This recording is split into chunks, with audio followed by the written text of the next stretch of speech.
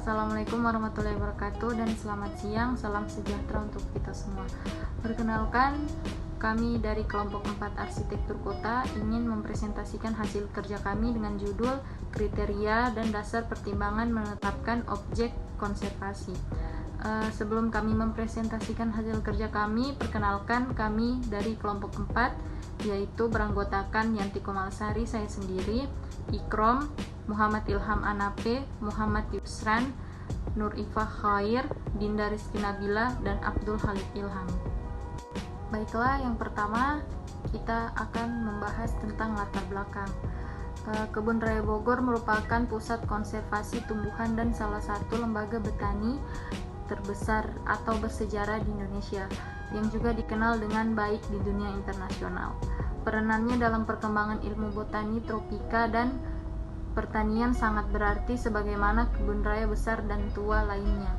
Kebun Raya Bogor disebutkan salah satu kebun raya tertua ke-13 di dunia.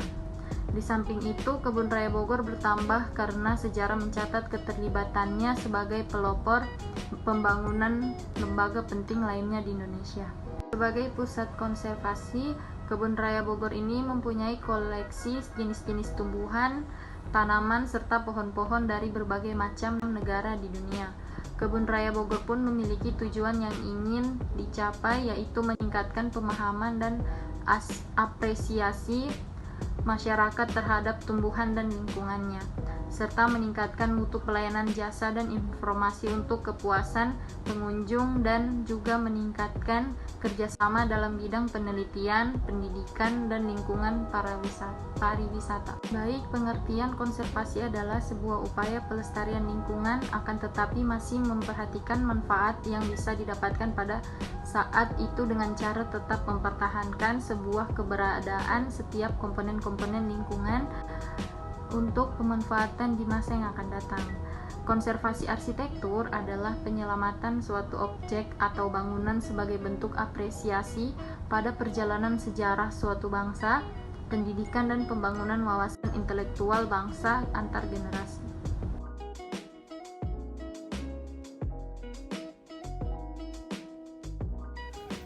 Ya, terima kasih. Langsung saja yang pertama saya akan bahas metode konservasi. Jadi secara umum terbagi atas dua, yaitu in situ, secara in situ dan secara ex situ. Jadi secara in situ merupakan kegiatan konservasi flora atau fauna yang dilakukan di dalam habitat aslinya. Sedangkan ex situ merupakan kebalikannya, yaitu kegiatan konservasi flora atau fauna yang dilakukan di luar habitatnya. Kemudian selanjutnya ialah tujuan konservasi. Yang pertama, untuk dapat memelihara dan untuk melindungi tempat-tempat yang telah dianggap berharga agar tidak hancur. Kemudian yang kedua, untuk dapat menekankan kembali sehingga dapat memakai kembali pemakaian bangunan yang telah lama, yang sehingga tidak terlantar. Kemudian yang ketiga, untuk melindungi benda-benda sejarah atau juga benda-benda pada zaman purbakala dari kehancuran dan kerusakan yang dapat diakibatkan oleh faktor alam, mikroorganisme, dan juga faktor kimiawi. Kemudian yang terakhir, untuk dapat melindungi benda-benda cagar alam yang telah dilakukan dengan secara langsung seperti membersihkannya, memelihara, dan juga memperbaiki baik secara fisik ataupun dengan secara langsung dari pengaruh berbagai macam faktor yang ada. Kemudian ada selanjutnya bentuk-bentuk konservasi. Dalam pelaksanaannya, bentuk-bentuk konservasi terdiri atas 5, yaitu yang pertama, preservasi, yang merupakan mempertahankan bahan dan tempat dalam kondisi existing dan memperlambat pelapukan. Kemudian yang kedua, restorasi atau rehabilitasi, merupakan upaya mengembalikan kondisi fisik bangunan seperti sedia kala dengan membuang elemen tambahan serta memasang kembali elemen orisinil yang telah hilang tanpa menambah bagian baru. Kemudian rekonstruksi, yaitu mengembalikan sebuah tempat pada keadaan semula sebagaimana yang diketahui dengan menggunakan bahan lama maupun bahan baru dan dibedakan dari restorasi. Kemudian ada adaptasi atau revitalisasi yang merupakan upaya untuk mengubah tempat agar dapat digunakan untuk fungsi yang sesuai. Kemudian yang terakhir ada tahap demolisi, yaitu penghancuran atau perombakan suatu bangunan yang sudah rusak atau membahayakan. Kemudian ada beberapa kriteria konservasi. Yang pertama ada estetika, kejamakan, kelangkaan, keistimewaan, peranan sejarah dan juga penguat kawasan di sekitarnya. Semuanya akan dibahas, bentuk-bentuk konservasi dan kriteria konservasi akan dibahas oleh teman saya. Terima kasih. Oke, saya akan lanjutkan. Pada tahun 1814, Olivia Raffles, istri dari Gubernur Jenderal Thomas Stamford Raffles, meninggal dunia karena sakit dan dimakamkan di Batavia. Sebagai pengabdian, monumen untuknya didirikan di Kebun Raya Bogor. Ide pendirian kebun raya bermula dari seorang ahli biologi, yaitu Abner, yang menulis surat kepada Gubernur Jenderal Van der Capellen. Dalam surat itu terungkap keinginannya untuk meminta sebidang tanah yang akan dijadikan kebun tumbuhan yang berpunah, tempat pendidikan guru, dan koleksi tumbuhan bagi pengembang kebun-kebun yang lain. Dan kemudian konservasi, melestarikan keanekaragaman jenis tumbuhan secara excite sebagai koleksi rujukan yang bernilai ilmiah tinggi, pengembangan potensi guna pemanfaatan secara berkelanjutan, serta dijadikan backup penting bagi upaya pemulihan jenis-jenis tumbuhan terancam kepunahan, serta pemulihan lahan-lahan terradiasi. Kemudian edukasi, menyajikan informasi yang jelas bagi pengunjung untuk meningkatkan pengetahuan di bidang botani, konservasi lingkungan dan pemanfaatan tanaman, serta untuk merangsang tumbuh kembangnya kesadaran, kepedulian, tanggung jawab, dan komitmen masyarakat terhadap pelestarian tumbuhan. Kemudian penelitian, melaksanakan dan memfasilitasi berbagai kegiatan penelitian dan pengembangan di bidang konservasi, domestikasi, dan reintroduksi tumbuhan serta botani ekonomi.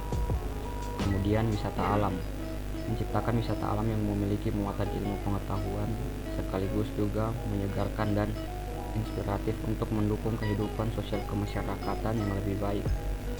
Kemudian jasa lingkungan, memberikan dampak ekologis bagi peningkatan kualitas lingkungan yang meliputi tata air, keanekaragaman hayati, penyerapan karbon, dan keindahan landscape. A. Kriteria konservasi pada Kebun Raya Bogor. Yang pertama, estetika. Kebun Raya Bogor atau Kebun Botani Bogor adalah sebuah kebun botani besar yang terletak di Kota Bogor, Indonesia. Luasnya mencapai 87 hektar dan memiliki 15.000 jenis koleksi pohon dan tumbuhan. Kebun Raya Bogor digunakan sebagai tempat mengoleksi tanaman yang berasal dari berbagai wilayah, baik dalam negeri maupun luar negeri, sehingga banyak sekali jenis tanaman baru yang belum hanya diketahui oleh masyarakat luas. Tanaman yang belum banyak diketahui oleh masyarakat tersebut terdapat beberapa tanaman yang dapat berfungsi sebagai tanaman landscape dan memiliki nilai estetika yang tinggi, sehingga dapat memperkaya jenis tanaman baru bagi industri landscape. Kebun Raya Bogor juga memiliki fungsi yang sangat penting bagi kepentingan ekologis, yaitu merupakan suatu bentuk hutan kota yang berfungsi sebagai paru-paru kota Bogor. Nah, selanjutnya pada kriteria konservasi Kebun Raya Bogor terdapat juga kejamakan. Nah, kelebihan dari kawasan ini adalah menjadi salah satu kawasan di mana Istana Negara didirikan dan termasuk kawasan yang melestarikan banyak tumbuhan langka serta pembudidayaan dan menjadi tempat penghasil oksigen terbanyak. Adapun kelangkaan Kebun Raya Bogor memiliki keterikatan sejarah yang kuat dalam pelestarian tumbuhan obat dalam rangka meningkatkan kualitas koleksi tumbuhan berpotensi obat serta pemanfaatannya. Hal ini sangat penting sebagai dasar menentukan spesies dan konservasi prioritas ilmiah bagi pengembangan program konservasi Kebun Raya Bogor pada masa yang akan datang. Apa yang diharapkan masyarakat terhadap kebun raya Bogor perlu dijadikan dasar dalam menentukan program dan kebijakan dalam pelestarian tumbuhan obat. Nah, pada keistimewaan kebun raya Bogor, yang pertama ialah tempat penemuan hormon penting. Ada yang disebut laboratorium Graves di kebun raya Bogor. Di tempat itu, ilmuwan bernama Hans Tipping dan Boysen Jensen menemukan hormon pertumbuhan pada tanaman apel. Yang kedua, tempat spesies Rafflesia pertama berhasil dikembangbiakan jenis Rafflesia pertama yang ditemukan adalah Rafflesia fatma. Peneliti Sophie Mursidiwati bersama timnya adalah orang yang pertama kali berhasil membiarkan bunga berbau fatma. Peneliti Sophie Mursidiwati bersama timnya adalah orang yang pertama kali berhasil membiarkan bunga berbau bangsa itu. Yang ketiga ialah membuat Indonesia terkenal di Korea. Kenapa? Karena dikenal di Indonesia karena drama dan musik popnya. Indonesia dikenal di Korea karena bunga bangkai Titan Aru. Yang keempat, mendorong perkembangan sains di Indonesia. Kalau ada institusi yang lain disebut mendorong perkembangan sains, itu adalah kebun raya Bogor. Adanya kebun raya mendorong kegiatan pemuliaan tanaman pembibitan. Yang kelima ialah tempat anggrek terbesar di dunia. Berada di kebun raya Bogor menyimpan koleksi anggrek raksasa atau anggrek harimau. Anggrek ini tercatat di Guinness Book of Records sebagai yang tertinggi di dunia. Yang keenam ialah punya pohon leci yang umurnya sudah 194 tahun. Kebun raya Bogor menjadi tempat hidup pohon leci yang berumur 164 tahun. Dulu pohon itu didatangkan dari Tiongkok pada masa Belanda. Pohon itu menjadi saksi sejarah perkembangan kebun raya di Indonesia. Sebenarnya ada banyak lagi keistimewaan kebun raya Bogor. Selanjutnya, penerapan kriteria dan dasar pertimbangan objek konservasi pada kebun raya Bogor. Peranan sejarah. Peperangan yang terjadi di Eropa menyebabkan Belanda mengalami kelesuan. Kerajaan Belanda pun mengembangkan ilmu pengetahuan, maka dikirimlah Cornel Dos Abbot dan GAGP Baron van der Kapler ke Indonesia dengan